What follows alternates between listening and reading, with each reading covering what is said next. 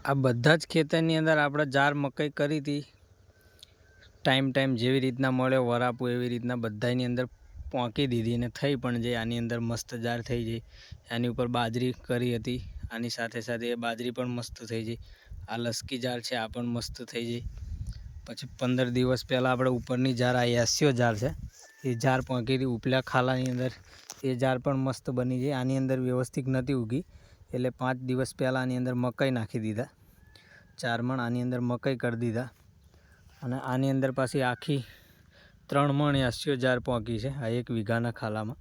આને હજુ જાજો સમય નથી થયો, 10 દિવસ જેવું થયું, ઉગી ગઈ છે વ્યવસ્થિત। વરસાદ પડશે એટલે રાગે બની જશે આ પણ।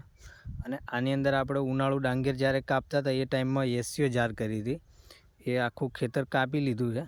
અને નીચે થોડું રહી ગયું હતું એ પણ વાઢી નાખ્યું એટલે આખું ખેતર ખાલી છે।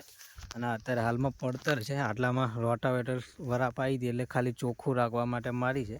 આને આપણે કંઈ કરવાનું નથી, અત્યારે પડ્યું જ મૂકવાનું છે આવી રીતના, જે ખડ થાય એ વાઢી લેવાનું, બીજું કંઈ આની અંદર કરવાનું નથી।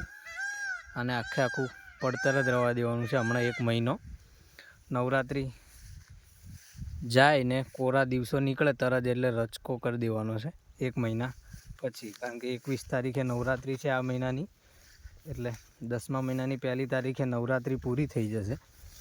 એટલે 10મા મહિનાની 2જી 3જી તારીખે આની અંદર આપણે રચકાનું આયોજન કરી અને રચકો પોંકી દેવાનો છે। કારણ કે અત્યારે વરાપ છે આની અંદર પોંકે એવી, પણ અત્યારે ગમે તે જાર મકાઈ કે ગમે તે આપણે પોંકીએ તો એ 1 મહિનામાં તો વાઢે એવું થાય નહીં, 2-2.5 મહિના સમય લઈ જાય।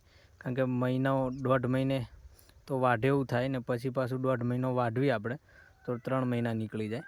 એટલે આના આપણી જોડે મકાઈ પડ્યા હતા આ ખેતરના 4 મણ જેવા, એ મકાઈ આપણે આ ખાલી અડધા વીઘાના ટુકડામાં 4 મણ મકાઈ પોંકી દીધા છે। જો આમાં જાર મજા નથી એટલે જાર કાઢીને 4 મણ મકાઈ પોંકી દીધા, એકદમ મસ્ત ઉગી જાય।